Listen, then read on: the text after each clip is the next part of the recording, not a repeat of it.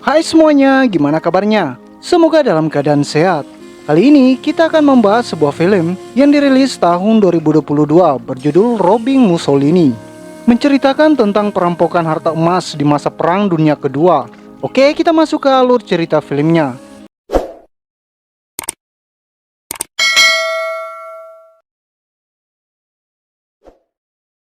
Berlatar di akhir Perang Dunia Kedua di Milan, Italia, kita akan diperkenalkan pada seorang pria bernama Pietro. Saat itu dia pergi menemui kekasihnya di bioskop.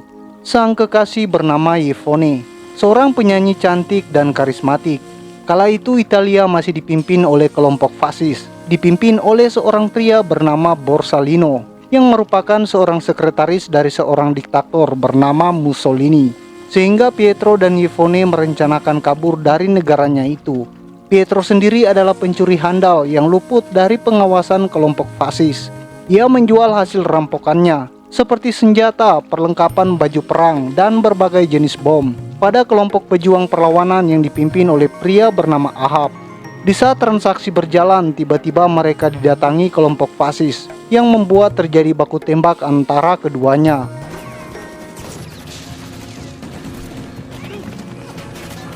Namun naas untuk Pietro, ketika tas berisi uang hasil jual senjatanya itu ditembak, sehingga uangnya berhamburan di mana-mana.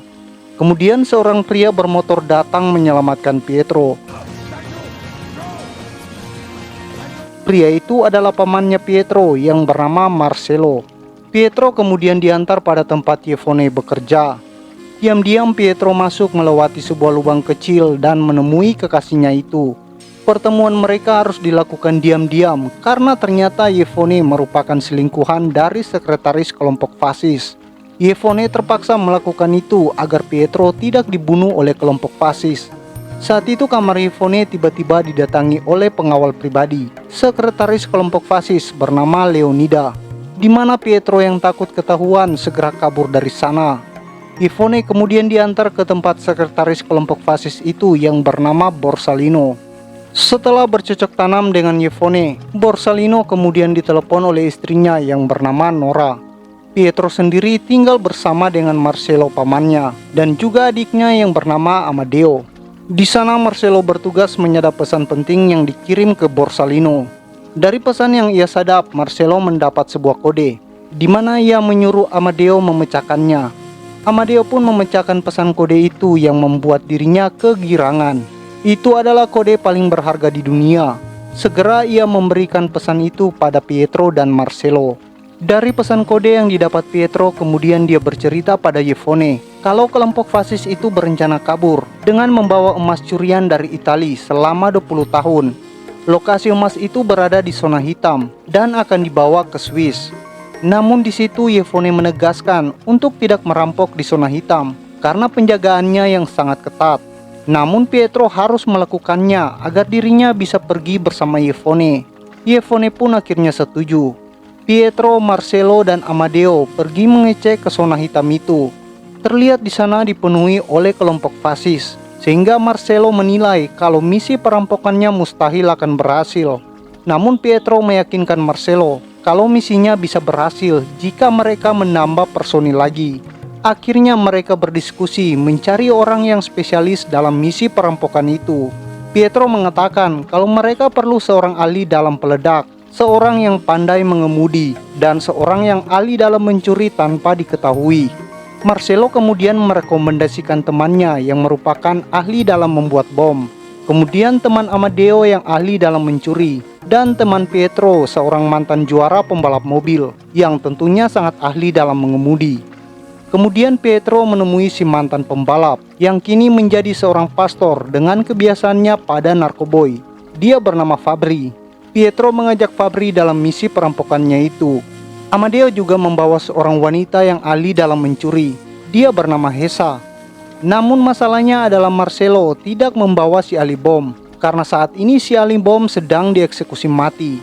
Mendengar itu mereka pun bergegas menuju lokasi eksekusi. Dia si ahli bom bernama Molotov. Hesa dengan keahliannya kemudian mencopet kunci borgol pada tentara itu yang mengikat Molotov. Ia kemudian memberikan kunci borgol itu pada Pietro yang menyamar sebagai eksekutor. Di sisi lain, Marcelo dan Amadeo sudah siap pada posisi menembak. Diam-diam Pietro memberikan kuncinya pada Molotov. Pietro mengaku kalau dirinya datang untuk menyelamatkannya. Marcelo pun menembak tali yang mengikat leher Molotov itu, di mana Fabri kemudian datang dengan mobilnya sebagai pengalihan dan membawa Pietro dan Molotov bersamanya. Akhirnya tim rampok pun terbentuk dengan lengkap. Di ruang diskusi itu, Pietro akan menugaskan Yevone mengambil stempel milik Borsalino yang nantinya digunakan untuk memalsukan perintah. Pietro mengatakan nantinya mereka akan menggunakan truk kelompok fasis dan memasuki zona hitam dengan Fabri yang menyetir. Molotov dan dirinya akan duduk di belakang menyamar sebagai kelompok fasis, sedangkan yang lain akan bersembunyi di bawah bangku truk. Setelah berada di dalam zona hitam, Pietro akan memancing para kelompok fasis memasuki bunker dan menguncinya dari luar dengan cara menyalakan alarm serangan udara. Hesa bertugas menyalakan alarm itu.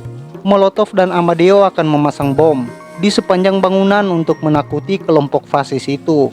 Kemudian setelah itu maka mereka akan bebas mengambil emas-emas itu. Molotov kemudian bertanya tentang peledak yang memerlukan 100 biji. Pietro mengatakan kalau dirinya akan mencuri peledak yang sudah dijual ke Ahab. Peledak itu berada di sebuah villa milik seorang sutradara film bernama Serbellione. Adegan kemudian beralih pada Nora, istri Borsalino. Dia sedang bersiap-siap menghadiri pesta milik Serbellione. Pietro kemudian menemui Yevone, di mana ia meminta Yevone mencuri stempel di tempat Borsalino. Ketika ia keluar, ia sudah ditunggu oleh Leonida, di mana Leonida memasukkan Pietro ke dalam mobil yang di dalamnya ada Borsalino. Kemudian dia dibawa ke suatu tempat. Di sana Borsalino yang tahu kalau Pietro memiliki hubungan dengan Yevone mengancam Pietro untuk tidak lagi mendekati Yevone. Malamnya Pietro bersama rekannya yang lain menyamar di pesta milik Serbellione. Kala itu Serbellione sedang membahas proyek filmnya, hingga Pietro yang menyamar sebagai pelayan datang dan menumpahkan minumannya pada Serbellione. Dia pun pergi ke ruang ganti. Di ruang ganti itu Serbellione dihampiri oleh Pietro yang mengancamnya untuk menyerahkan semua bomnya. Setelah Serbellione diikat di lemarinya, Pietro dan yang lain segera memindahkan bomnya ke mobil. Ahab yang juga ada di pesta itu melihat Serbellione pamannya dalam kondisi terikat. Ia yang mendengar kalau bomnya dirampok segera pergi mengejarnya. Ahab begitu terkejut mengetahui si perampok adalah Pietro, hingga Fabri memukulnya dan membuatnya pingsan. Di sisi lainnya, Yevone yang ditugaskan Pietro untuk mengambil stempelnya pun pergi ke tempat Borsalino. Diam-diam Yevone mencari dan mengambil stempel yang dimaksud. Beruntung tindakannya itu tidak diketahui oleh Borsalino yang tiba-tiba saja muncul. Borsalino kemudian membawa Yevone berkeliling di area zona hitam itu. Terlihat di sana penjagaannya yang sangat ketat. Borsalino kemudian menunjukkan lokasi tempat emas-emas itu disimpan. Yevone begitu terkejut mengetahui ada begitu banyak tumpukan emas di tempat itu. Borsalino mengatakan kalau itu adalah harta milik rakyat Italia yang dijara selama 20 tahun. Borsalino bersama pemimpin yang lain berniat membawa harta itu kabur ke negara Swiss. Mereka kelompok fasis berniat meninggalkan Italia negaranya. Borsalino juga mengajak Yevone untuk tinggal bersama di tempat yang jauh. Singkat cerita, Yevone kemudian tampil bernyanyi seperti biasa, yang di sana juga dihadiri si Borsalino. Diam-diam Pietro juga hadir di sudut panggung yang melihat Yevone bernyanyi. Setelah Yevone selesai bernyanyi, tiba-tiba dirinya pingsan, di mana Pietro segera menolongnya. Borsalino yang melihat kehadiran Pietro menolong Yevone menjadi murka, di mana ia mengancam Pietro hingga terjadi baku hantam. Fabri kemudian datang melumpuhkan Borsalino, hingga Borsalino pingsan setelah dipukul oleh Pietro. Mereka pun kabur dengan Pietro yang membawa Yevone. Kemudian Borsalino yang sudah sadar menugaskan Leonida untuk membunuh Pietro bersama rekan-rekannya yang lain. Pasukan Borsalino kemudian membombardir tempat Pietro yang membuat mereka segera kabur. Di sisi lain, Pietro dan Fabri membawa Yevone ke sebuah tempat, di mana yang lain kemudian tiba di sana. Molotov kemudian menceritakan kalau mereka diserang oleh pasukan Borsalino. Pietro yang melihat itu sadar kalau itu akibat dirinya tadi yang berkelahi dengan Borsalino. Yvonne kemudian bercerita kalau dirinya sedang hamil hasil pembuahan dari Pietro. Tempat mereka kemudian dihampiri oleh Nora, istri Borsalino. Kedatangannya tidak untuk menangkap mereka, tapi membuat kesepakatan. Ternyata Nora tahu kalau Pietro dan yang lain sedang mengincar harta itu. Kemudian ia menawarkan dirinya untuk membantu dalam misi itu. Namun dengan syarat harta emas itu harus dibagi dua dengannya. Nora tahu semua karena Nora dibantu Leonida. Dia telah memata-matai aksi Pietro dan yang lain sejak dari awal. Nantinya Nora akan menangani Borsalino, sedangkan Pietro dan yang lain mengurus harta emas itu. Alasan Nora membantu Pietro karena dirinya sudah tidak lagi dicintai oleh Borsalino suaminya. Borsalino lebih memilih Yvonne daripada dirinya. Nora kemudian membocorkan pesan rahasia terakhir, di mana harta emas itu akan dipindahkan malam itu juga. Mendengar itu Pietro setuju, namun Yvonne tidak setuju. Dia berusaha menghalangi niat Pietro. Ia takut Pietro dijebak oleh Nora. Namun Pietro tetap pada pendiriannya, yang membuat Yvonne dengan kesal memberikan stempelnya itu. Keesokan harinya semua tim bersiap-siap dengan tugasnya masing-masing.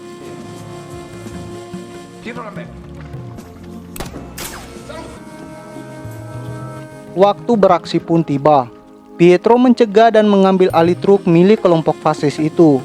Rencananya adalah karena Pietro saat ini menjadi buronan dari Borsalino. Ia berpura-pura menjadi seorang tahanan yang dibawa oleh rekan-rekannya yang menyamar menjadi kelompok fasis. Fabri akan menyetir. Amadeo, Hesa bersama Marcelo bersembunyi di bangku truk. Tibalah mereka di pintu area zona hitam, di mana penjaga di sana mengecek setiap inci truk itu.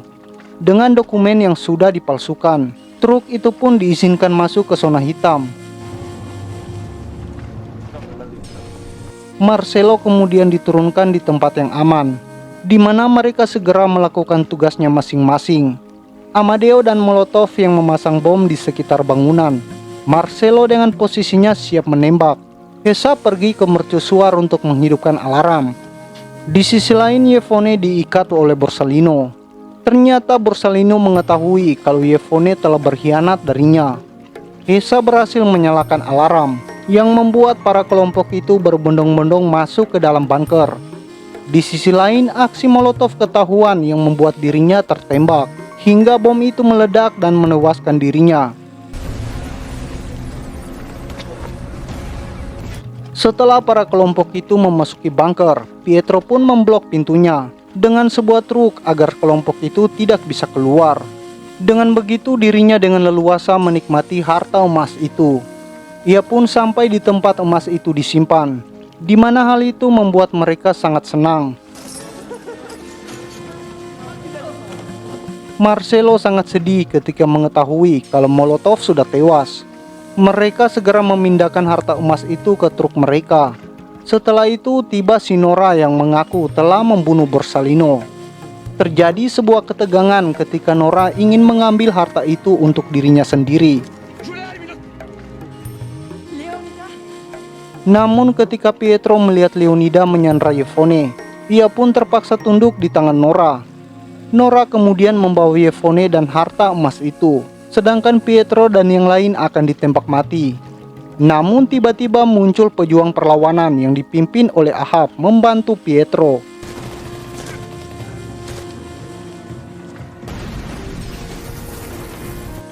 Namun sayang pasukan Nora itu berhasil kabur. Mereka pun tidak bisa berbuat apa-apa karena tak ada kendaraan lagi untuk mengejar Nora dan pasukannya itu.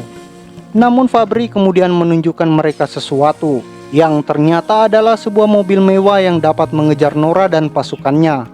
Fabri yang memang mantan pembalap pun dengan sangat mudah mengejar mereka hingga terjadi aksi baku hantam.